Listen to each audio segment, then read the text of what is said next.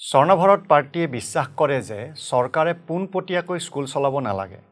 তাৰ পৰিৱৰ্তে আৰ্থিকভাৱে দুৰ্বল পৰিয়ালক স্কুল ভাউচাৰ দিব লাগে। এই স্কুল ভাউচাৰৰ জৰিয়তে ৰাইজে নিজে বিচৰা স্কুল এখন বাছি ল'ব পাৰিব। শ্ৰোতা দৰ্শকে ভাবক, আপুনি যদি এখন স্কুল ভাউচাৰ পায়, আপুনি আপোনাৰ সন্তানক ক'ত পঢ়ুৱাব? এই উত্তৰ ইতিমধ্যে ৰাইজে দি থৈছে। সামৰ্থ্যৱান লোকৰ প্ৰায়ভাগেই নিজৰ সন্তানক অসম চৰকাৰৰ স্কুললৈ নপঠায়। আজি বেছিভাগ বিধায়ক, মন্ত্ৰী, আমোলা, আৰ্থিকভাৱে সবল লোকে, আনকি চৰকাৰী স্কুলৰ শিক্ষকেও নিজৰ সন্তানক অসম চৰকাৰৰ স্কুলত পঢ়ুৱা নাই। ইয়াৰ মূল কাৰণ হ'ল চৰকাৰী স্কুলৰ গুণগত দিশৰ অভাৱ। চৰকাৰৰ অশেষ চেষ্টাৰ পাছতো এই স্কুলসমূহৰ গুণগত দিশৰ উন্নতি হোৱা নাই।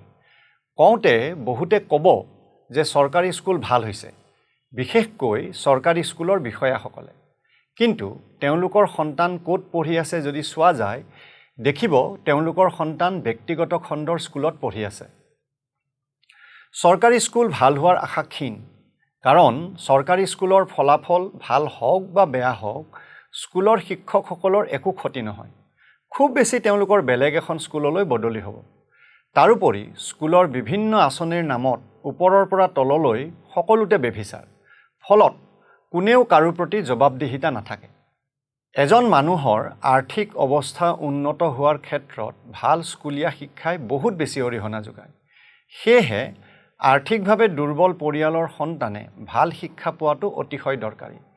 কিন্তু আজি তেনে শিশুৱে ভাল শিক্ষা পোৱা নাই। স্কুল ভাউচাৰৰ জৰিয়তে আমি সকলো শিশুকে ভাল শিক্ষা দিয়াৰ ব্যৱস্থা কৰিব পাৰোঁ। 2025-26 বিত্তীয় বৰ্ষত অসম চৰকাৰৰ স্কুলীয়া বিভাগৰ বাজেট হ'ল 18,733 কোটি টকা।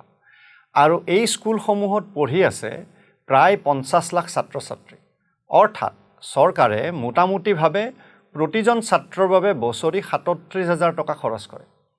ইয়াৰ বেছিখিনি টকা পানীত পৰা বুলি আমি ক'ব পাৰোঁ, কাৰণ এই 50 লাখ ছাত্ৰ ছাত্ৰীৰ বেছিভাগেই সাধাৰণ লিখা, পঢ়া আৰু অংক কৰিব নোৱাৰে।